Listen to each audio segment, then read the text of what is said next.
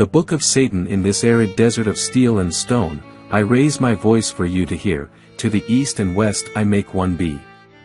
To the north and south I show a sign that proclaims, death to the weak, health to the strong. Open your eyes that you may see, O men of moldy mind, and listen well to me, you, the multitude of misguided beings. For I rise to challenge the wisdom of the world, to demand explanations from the laws of man and God. I demand reasons for your golden rules and ask the reason for your commandments. I bow in token of submission to none of your painted idols, and he who tells me you will do it to me is my mortal enemy. I plunge my finger into the watery blood of your impotent and mad Redeemer, and write on his thorn-torn forehead, the true Prince of Evil, the King of Slaves. No vile falsehood shall be, for me a truth, no suffocating dogma hinder my pen. I turn away from all conventionalisms that do not lead me to success and happiness. On earth, I raise with stern energy the banner of the strong. I glare into the glassy eyes of your dreadful Jehovah Dash, and I pull his beard.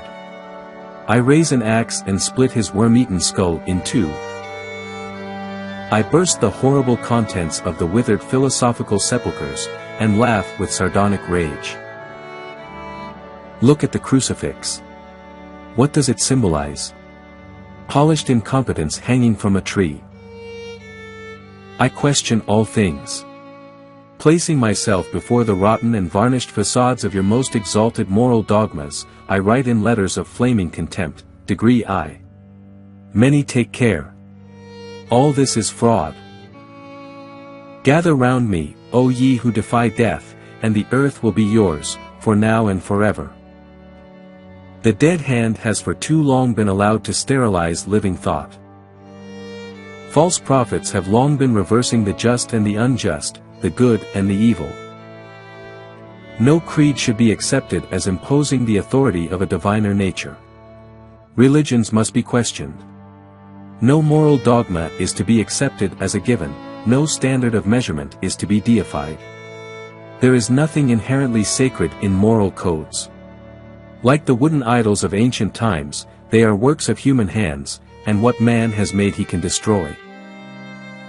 He who does not rush to believe in everything is highly intelligent, for to be disposed to believe in a false principle is to begin to lack wisdom. The main duty of every new epoch is to teach new men to determine their freedoms, to direct them toward material success, to reject the rusty locks and chains of dead customs that always prevent healthy expansion, those theories and ideas that might have meant life, hope and freedom for our ancestors, may now represent for us destruction, slavery and dishonor. When the environment changes, no human ideal remains safe.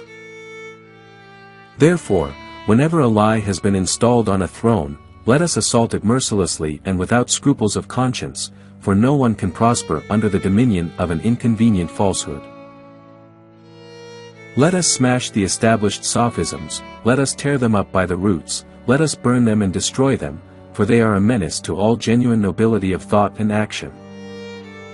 Whenever it is proved by results that a pretended truth is but a vain fiction, let us unceremoniously cast it into the outer darkness, and let it fall among the dead gods, dead empires, dead philosophies and other useless ruins. Its place is among the old junk. The most dangerous of all enthroned lies is the holy, sanctified, privileged lie, the lie that everyone takes for a model of truth. It is the nourishing mother of all other mirages and popular errors. It is the tree, with a hydra head and 1,000 roots of the unreasonable, it is a social cancer. 14. That lie which shows itself to us as half a lie is half eradicated, but that lie which even intelligent people accept as a fact, the lie which has been instilled into the child as it rested on its mother's knee, that is more dangerous to face than an insidious pestilence. Popular lies have always been the most potent enemies of personal freedom. There is but one way to deal with them: root them out, tear them out by the roots, as if they were cancers. Annihilate them, or they will annihilate. We are told that this is the supreme law, but what power has made it so? On what rational authority does the gospel of love rest? Why should I not hate my enemies? If I love them, do I not put myself at their mercy? Is it natural for enemies to do good to one another? Is that a good thing? Can the torn and bloodied victim love the bloody jaws that tear limb from limb? Are we not all instinctively prey animals? If human beings were to stop attacking each other, like prey animals, could they continue to exist? Is not lustful and carnal desire a truer term for love, when applied to the propagation of the species? Is not the love of the sycophantic scriptures a mere euphemism for sexual activity, or was the great teacher a glorifier of eunuchs? Love your enemies and do good to those who hate and exploit you. Is this not the despicable philosophy of the water dog that rolls over on its back when kicked? Hate your enemies with all your heart, and if a man slaps you on the cheek, slap him on the other.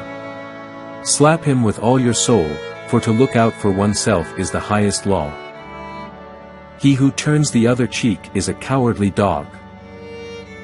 Return blow for blow, scorn for scorn, ruin for ruin, and return them with 100-fold interest. An eye for an eye, a tooth for a tooth, always in a ratio of 4 to 1, 100 to 1. Become the fear of your adversary, and when he departs, he will do so with much more wisdom than ruminating. In this way, you will make yourself respected in all spheres of life, and your spirit immortal, living not in an intangible paradise, but in the brains and fibers of those whose respect you have won. Life is the great satisfaction of the passions. Death is the great abstinence, therefore, make the most of life, here and now. There is no heaven where glory shines and no hell where sinners burn. It is here on earth that we know our torments. It is here on earth that we feel our joys. It is here on earth that our opportunities are. Choose this day, this hour, for there is no Redeemer. Say in your heart, I am my own Redeemer. Stop the march of those who persecute you. Let those who have caused your ruin be thrown into confusion and infamy, let them be as chaff before a cyclone, and after they have fallen, rejoice in your own salvation. Entonces todos tus juicios dirán orgullosamente, ¿quién está por encima de mí?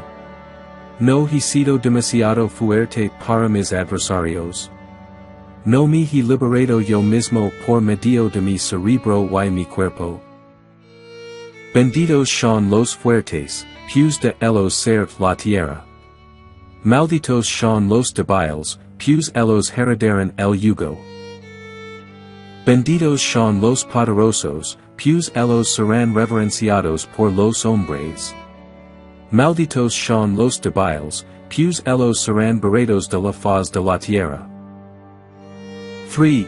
Benditos son los audaces, pues ellos serán los amos del mundo. Malditos son los virtuosamente débiles, pues ellos quedarán aplastados bajo las pezuñas del diablo. Benditos son los triunfadores, pues la victoria es la base del derecho. Malditos son los vencidos, pues ellos serán vasalos para siempre. Benditos son los de la mano de hierro, pues los blandos juran ante ellos. Malditos son los pobres de espíritu, pues serán escupidos. Benditos son los que desafían a la muerte, pues sus días serán largos en la tierra. Malditos son los que sueñan con una vida más rica más allá de la tumba, pues ellos perecerán en medio de la abundancia. Benditos son los destructores de la falsa esperanza, pues ellos son los verdaderos mesías. Malditos son los adoradores de Dios, pues ellos serán ovejas esquilmadas. Benditos son los valientes, pues ellos obtendrán grandes tesoros. Degree malditos son los que creen en el bien y en el mal, pues se dan asuster por sombras. Benditos son aquellos que creen en lo que más les conviene, pues su mente no se aterriza, nunca. Malditos son los corderos de Dios, pues serán desangrados hasta quedar más blancos que la nieve. Bendito sea el hombre que tiene una legión de enemigos, pues ellos lo harán héroes, maldito sea el que hace el bien a quien lo paga con desprecio, pues el ser despreciado. Then all your bones will say proudly, who is above me? Have I not been too strong for my adversaries? Have I not freed myself by my brain and body? Blessed are the strong, for theirs shall be the earth. Cursed are the weak, for they shall inherit the yoke. Blessed are the mighty, for they shall be revered by men, cursed are the weak, for they shall be wiped from the face of the earth.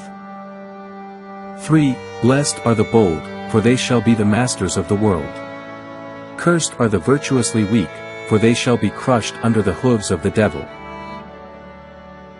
Blessed are the victors, for victory is the basis of right, cursed are the vanquished, for they shall be vassals forever. Blessed are those with an iron hand, for the soft will flee before them, cursed are the poor in spirit, for they will be spit upon. Blessed are those who defy death, for their days shall be long on earth, cursed are those who dream of a richer life beyond the grave, for they shall perish in the midst of plenty. Blessed are the destroyers of false hope, for they are the true messiahs, cursed are the worshippers of God, for they shall be shorn sheep. Blessed are the courageous, for they shall obtain great treasures. Cursed are those who believe in good and evil, for they let themselves be frightened by shadows. Blessed are those who believe in what is best for them, for their mind will never be terrified, cursed are the lambs of God, for they will be bled whiter than snow. Blessed is the man who has a legion of enemies, for they will make heroes of him, cursed is he who does good to whom he repays with contempt, for he will be despised. Blessed are the mighty-minded, for they overcame the whirlwinds, cursed are those who offer lies as truths and truths as lies, for they are an abomination. Cursed be thrice are the weak to whom insecurity makes them vile, for they are an abomination. The angel of self-deception we make ourselves in the soul of the righteous. The eternal flame of power attained through pleasure dwells in the flesh of the Satanist.